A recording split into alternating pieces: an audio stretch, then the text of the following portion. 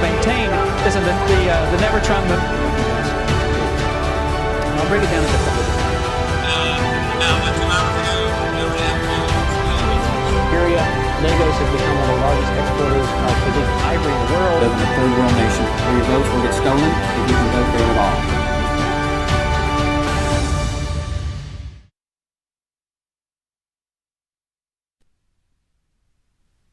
Welcome to Around the World with Dane Waters, and I'm your host, Dane Waters. Okay, so what are we going to talk about? I adamantly refuse to start with the Iran war. We'll come back to that.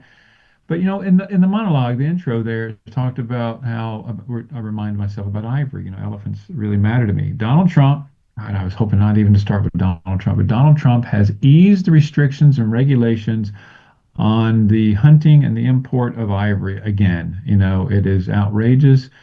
Nothing safe from Donald Trump, nothing at all. It's a crazy world. So what else is going on? Well, speaking of Donald Trump, the Iran war, which will be in the second half of the show, it's up and down. I'm still flabbergasted. By the way, once again, I have to say this. I was for regime change. I am for regime change. The Iranian regime needs to change. It needs to be greater democracy, more freedom of the people. Absolute, full stop.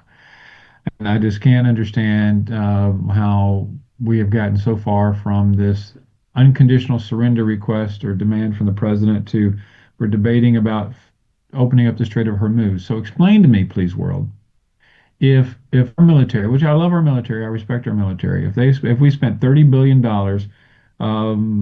attacking Iran, why is it they still have so much power they can control the Strait of Hormuz? I don't understand it. I mean, how can we destroy them, as Donald Trump says, and they still control the Strait of Hormuz? I wish somebody would answer that question for me. Does that mean that we didn't spend the 30 billion properly, or I don't know. Anyway, there's that. What else is going on around the world? The French Open, which I'm a huge tennis fan. I mean, I'm sure you look at my physique and you realize that I am a great tennis guy. But the reality is, that people are dropping like flies. This is going to be the first French Open. I can't remember how many years where the top seeds, both on the female side and the men's side, are not going to be there because the heat. You get Sinner out, Djokovic is out. Alvarez didn't play, and on the women's side, I mean, all the top seeds. But all that being said, there was a news report yesterday that Venus Williams is coming back to tennis. So we'll have to see how she comes back, and maybe she'll make a difference. Anyway, I'm just going to leave it at that because we have so much to talk about. Let's take a quick break from Around the World with Dane Waters, and we'll be back with our first guest. Thank you.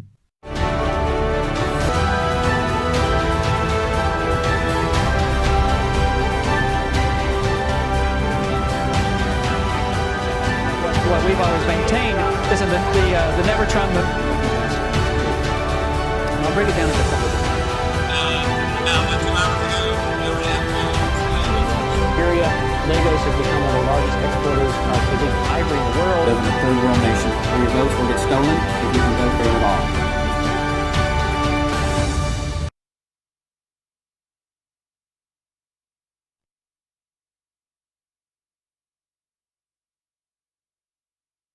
That's why. Welcome back to Around the World with Dane Waters. These quick breaks. Okay. We are honored to have with us Stephanie Barello. Hello, Stephanie. How are you? Hi, Dane. How are you doing? I'm great. Thanks for having me on. How can you be smiling? What time is it there? It's 2 o'clock in the morning? Yeah, it's 2 a.m. 2 a.m. and you're smiling. Well, more power to you. It's 9:07 here, and I'm not smiling. But anyway, thanks for being on the show, and thanks for getting it. You are I always say this, my favorite economist. And yes, I know more economists than just you, but you're my favorite economist. Okay, so let's just don't argue that point. So what I want to talk about today, I had a guest last week where we talked about the midterm elections and the political, opportunities for, can the Democrats take the House back and can they take the Senate back? And we got into this conversation about what can Republicans campaign on. Now, Republicans typically like to campaign on a strong economy. That's what they like to talk about. But let's just do a quick dive into what is the state of the U.S. economy right now. Awesome. Well, let's get to it, Dane. First of all, I just want to say, did you ever know that you'd be having an econ show of all things? I'm so happy to be here and to talk all things economics. And I actually looked it up. It was Well, one year. it makes me feel smart. it makes me feel smart because I don't know these things, and so the fact that an economist would actually be on the show with me, hey, it makes me feel honored and smart. So thank you. Oh, well, that's great. I did look it up too. It was 1 year ago. Tomorrow is the first time I got to chat with you about the economy on this show. So that's Wow, a happy very anniversary. exciting thing. Happy anniversary of Around the World with Dane Waters. Okay, so let's talk about what's going on with the economy right now. I don't remember when we last chatted, but I've got some lovely economic data to give you guys, and then we can talk about. I also dove a little bit into the research about whether the economy is influential or not when it comes to midterm elections. So we will talk about that and what the punchline is for that. So what's going on in the U.S. economy right now is that things aren't looking great. They're definitely precarious. So to set the scene, last year, over the whole entire year, only 181 jobs were added to the U.S. economy. To put that into context, Wow. that is the worst year of job growth uh, in a non-recessionary year since 2003. So it was not a great year in terms of jobs. And in terms of this year, monthly job growth has been kind of seesawing back and forth. We will get the latest numbers on Friday this week. The unemployment rate is largely stable at 4.3%. And some people may say, well, if job growth is weak, how come your rate isn't starting to, rise? And that's actually because the growth in the labor force and the labor force participation rate hasn't been that great. So the labor force participation rate is basically all people age 16 and over who aren't institutionalized and who aren't in the military. How many of them are participating in the labor force? And what's interesting is over the last couple of months, there's been this sudden little dive where fewer people are participating. And what's going on? And the explanation is, fewer young people are entering the labor force right now. They're hesitant. More older workers are retiring, perhaps ushered by AI. They're like, I'm done. I don't want to deal with this. And then also, the crackdown on immigration that has an impact on the labor force participation rate as well. So that has been an interesting point as well. I also wanted to tell you, Dane, I thought you might find this interesting. So the labor force participation rate in the United States, it's 61.8%. It's 67% for men, 57% for women. Guess what the labor force participation rate of women is in Iran? Oh, I don't know. 27%. 14%.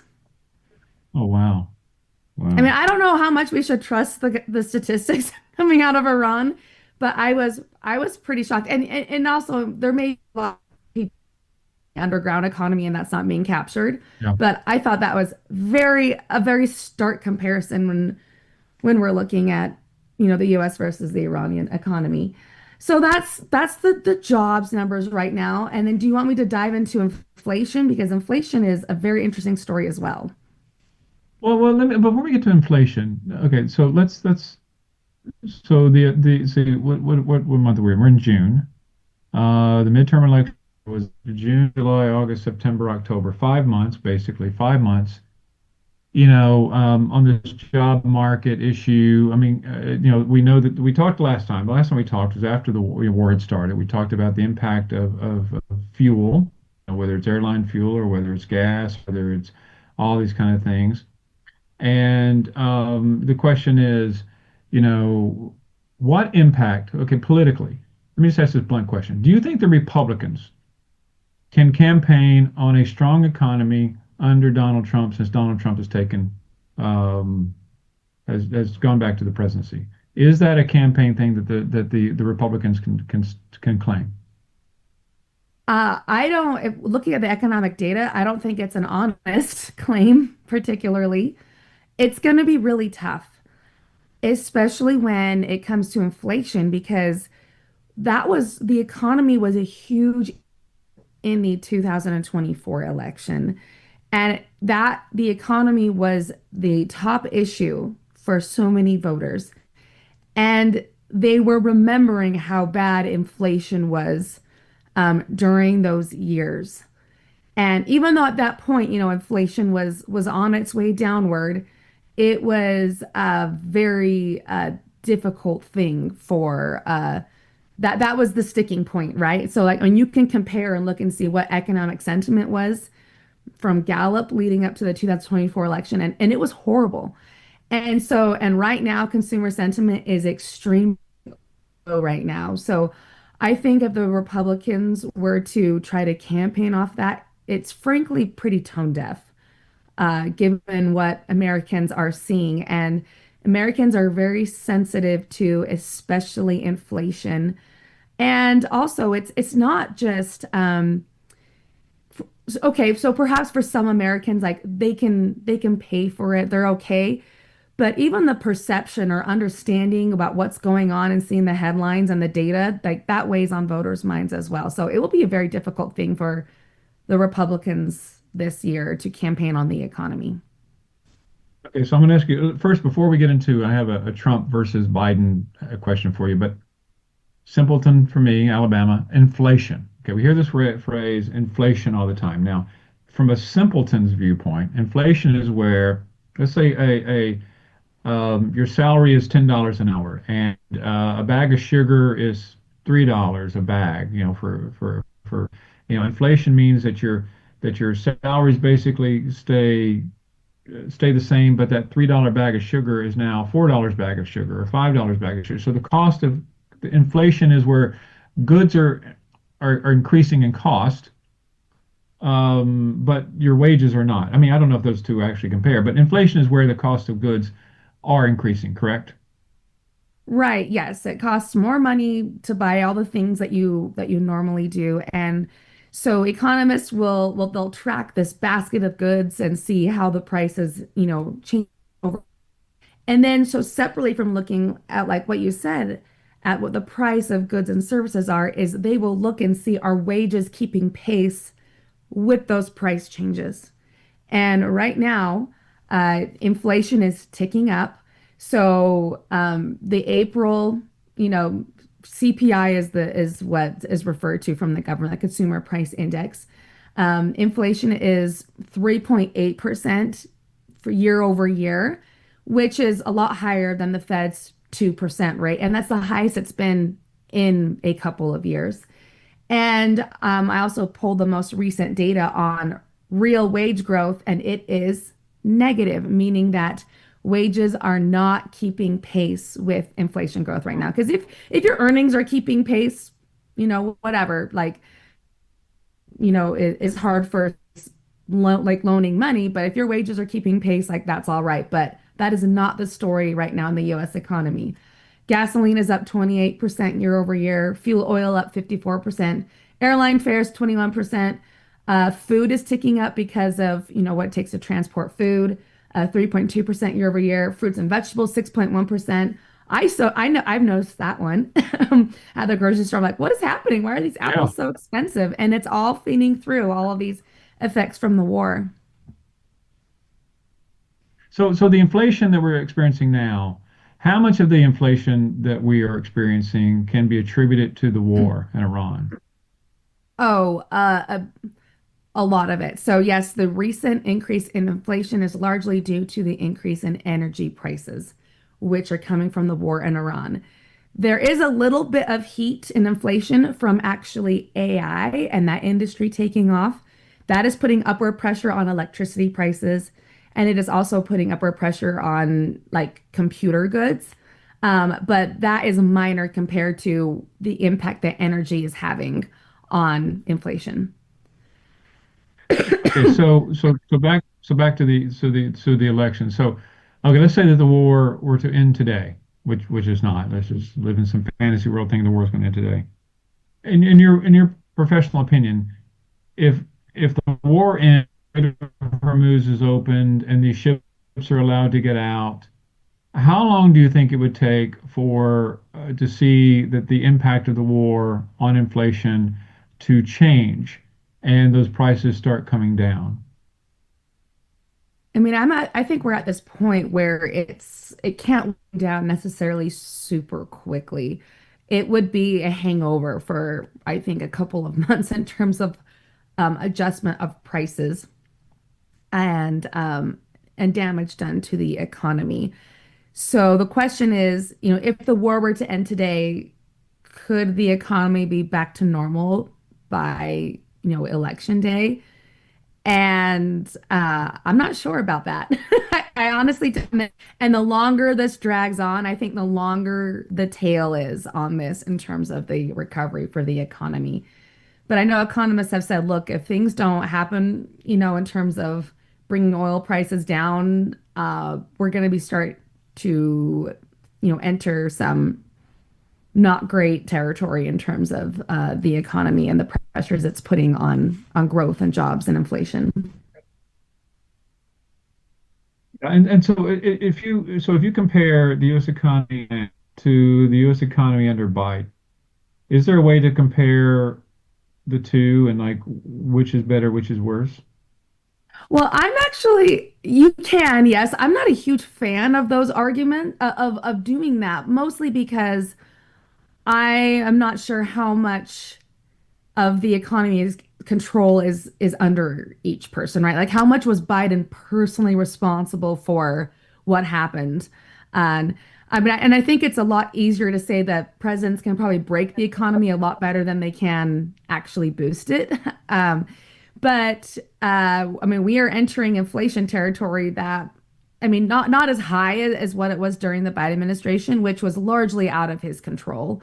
But the inflation numbers are not doing great at this moment. So the Biden administration, that was hard because we were recovering from COVID. So it's very difficult given how bad that shock was and the restriction on supply and the huge surge in demand and the policies that the Federal Reserve did that expanded the money supply, which made each dollar worth less and inflation popped up. So it's really difficult to do, but I will say that the Republicans sure campaigned on that, and they made it a big deal, even though the economy was well on its way to recovery. Like it was recovering.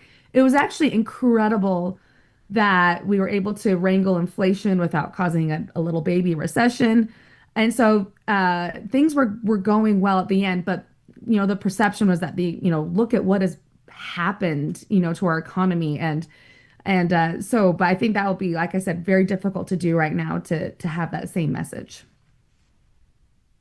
And so, it's the old in politics, we say, is your life as a voter, okay, when you go to the polls, is your life better off now than it was 2 years ago? I think that when voters go to the polls now, it'd be very difficult for them to say that economically my life is better than it was 2 years ago. Would you agree with Right. that? I would agree with that absolutely on multiple fronts. When it comes to these gas prices, weak job growth, all the economic uncertainty from the policy environment and tariffs, the shock to immigration, what's been going on with employment at the federal government level. Yeah, there's been lots of things going on that have created a lot of, and I think probably the number one thing I think is the economic uncertainty. I think what will probably really bother voters in addition to inflation. Yeah, because that economic uncertainty, like if you're a business owner, that economic uncertainty, or like even if you're an individual, I guess hoard money is not the right word, but you don't want to spend money because you don't know. Like if I spend, like I'm Right. not going to go out and buy this new freezer because I don't know what the economy is going to be like, or in a company say I'm not going to expand because I don't know what the economy is going to be like. So that economic uncertainty has a lot to do with the growth of the economy, right? Right, exactly. And a lot of these investment decisions, like they have to make how things are going to turn out or what demand is going to be or what the tariff environment is. It's very uncertain for them. Now, that being said, AI is doing well and it's its own beast right now. In terms of and it probably is the reason why the US economy is frankly doing as well as it is when it comes to looking at like real GDP right now. But that's one sector of the economy. There's a lot of others that aren't doing that aren't, you could say, just booming. Yeah, dealing specifically with the election, then I want to talk about AI. So listen, I'm a lifelong Republican. But I have several issues with my party, as they say. Not, one being where they're not really being the check and balance on the executive branch that they should be. But outside of that, I'm an economic conservative. I'm a social moderate and fiscal conservative. So, and then we look at. By the way, what is our current debt? Where is it now? It is around the size of the federal debt is the same size as the entire economy. So if everyone, it would take a whole year of everyone working in order to pay off the US federal debt.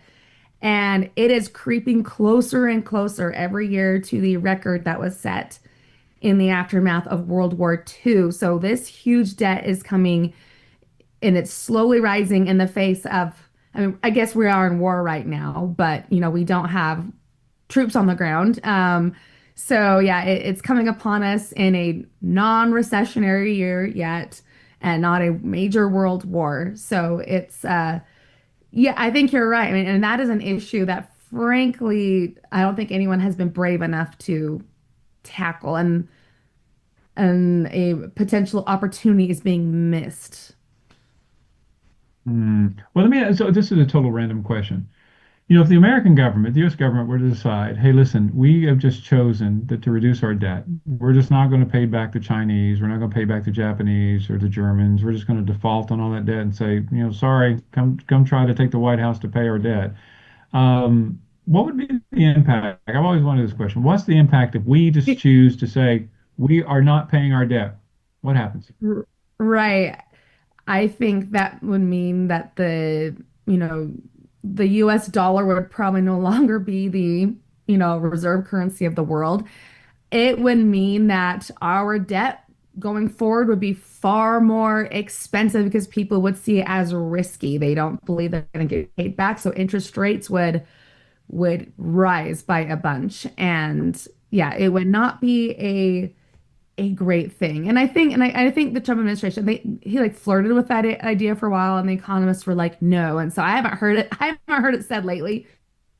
Maybe he'll bring it up as another idea again, but hopefully that one will not come up. Well, he's notorious for not paying his own debts. I mean, when he was a builder in all these casinos, he would just bankrupt, and it's just one of those things that who knows what this president's going to do. Okay, let's talk about AI real quick. I heard that Anthropic is looking for a public offering, maybe the first $1 trillion public offering ever when they go public. AI is consuming the world. Even the Pope came out the other day and say AI is something we need to be afraid of, and I agree. I mean, you know, I ask AI, I use AI on some certain things, and it says it doesn't have any human emotions in. But when you ask AI, hey, what do you think about this? When you're asking it to think, and it responds and it gives you an opinion about if something's good or bad.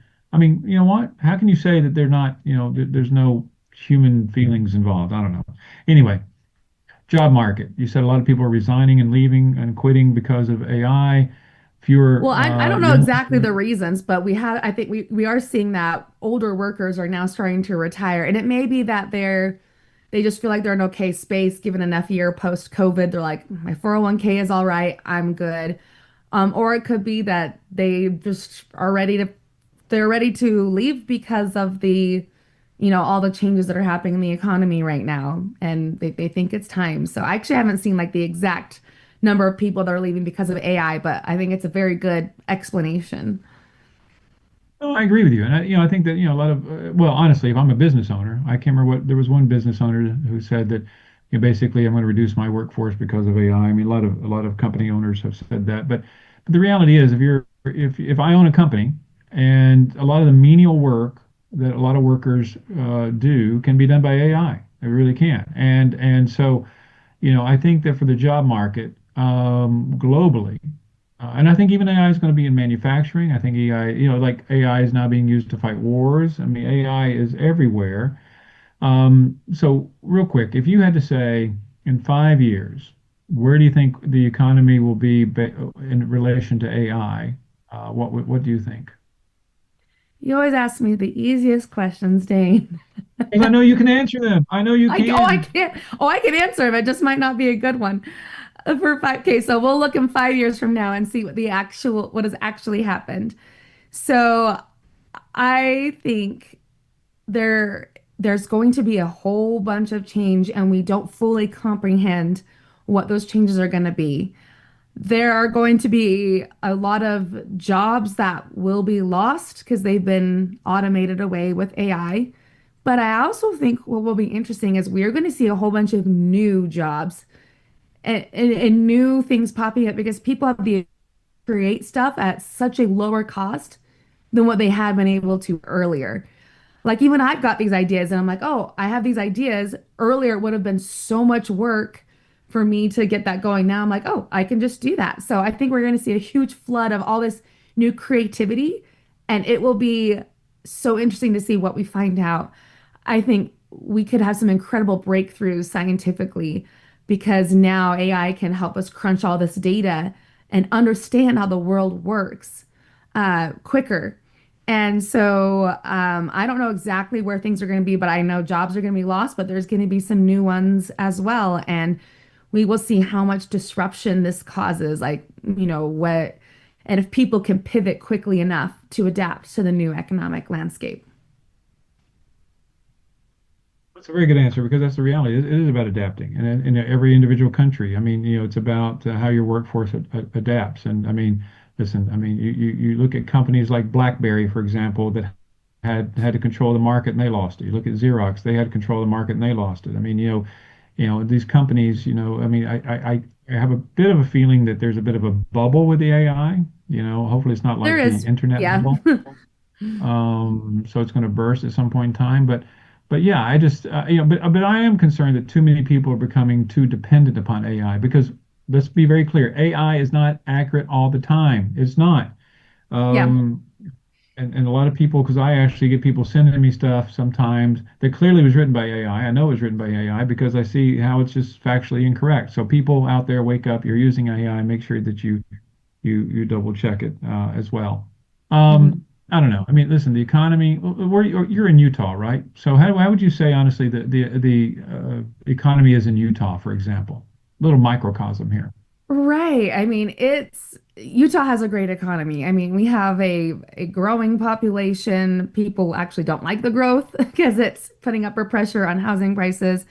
AI has been a really big hot topic here, and specifically data centers, because we're the desert here. These data centers use a whole bunch of water, and so this was I don't know if this has hit national media, but do you know the guy from Shark Tank, Kevin O'Leary? He's backing up the investment of a huge data center that's going to be like as big as Manhattan or bigger in northern Utah, like Wow. north of the Great Salt Lake. And the Great Salt Lake is drying up. And so people are losing their minds over this. So there's a lot of contention right now locally about AI, but otherwise the economy it's really doing great here. It's a good place to be economically, for sure. Well, when I move back to the States, maybe Utah is where I come. I'll Utah's come the babysit place. the kids. And maybe that's how I can get your husband to actually call me. I have to actually go knock on the door. Yes. Um, but anyway, listen, Stephanie, it's always a great pleasure. The economy is something that, as we talk about, there's all these big terms and then inflation and all this. At the end of the day, the economy it is the economy stupid. It really is. That is, understanding at the end of the day, whether you can put a roof over your head, table, and you can put gas in your car to get to work. Those are the issues that impact the voters. And I think that for the Republicans, they're going to have a very, very difficult time this November. I mean, they can talk about immigration all they want, but once again, if people are having a hard time feeding their families, it's a hard political environment to exist in. So, Right. Stephanie, always a pleasure. Happy anniversary again for the year being, Happy and anniversary. many more in the future. All So right. I'll talk to you soon. And let's take a quick break from Around the World with Dane Waters, and we'll be back with our next guest.